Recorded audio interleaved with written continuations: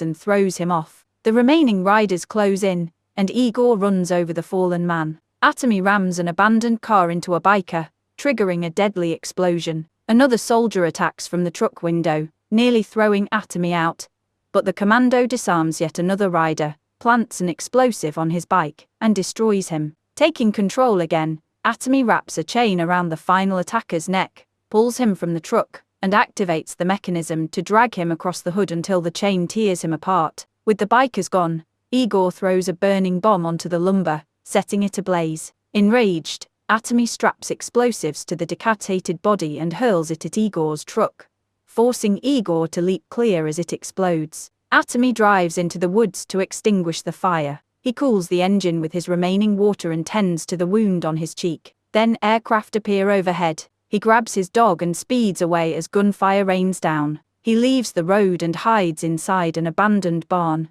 but the planes return, bombing the structure. Atomy races through the collapsing building and escapes just ahead of the blast. The back of the truck is now shielded with thick lumber from the barn, strong enough to withstand enemy bullets. One plane dives low through the trees, trying to line up a shot. Atomy slams the brakes, bracing for what comes next. Bullets can't do anything against a tank. Then Atomy drinks some fuel and spits it into the engine through a hose, which makes the tank move faster. When it's about to crash into the border, the fuse activates the explosives, causing the tank to fly over the barrier and land on the other side.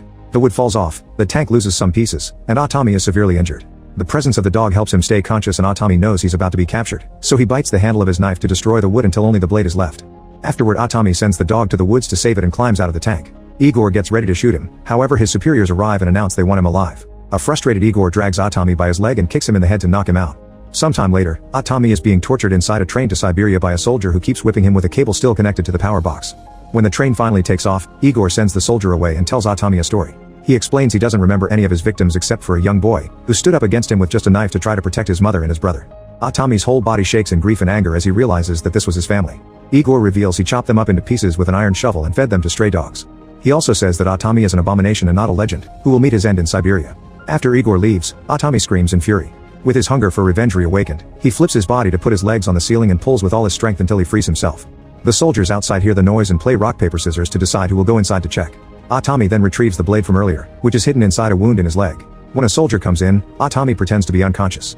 The other soldier worries because there's nothing but silence for several seconds, only to suddenly hear a gunshot and a scream. Then there's knocking on the door, so the soldier opens the speakeasy window and sees the face of his teammate. He asks if everything is fine, and his teammate nods. The soldier opens the door and discovers that Atomy has cut the other man in two to use him as a puppet. The guy is so terrified that he jumps off the train. Atomy drops the gun he stole and slicks his hair back with blood, growling with anger.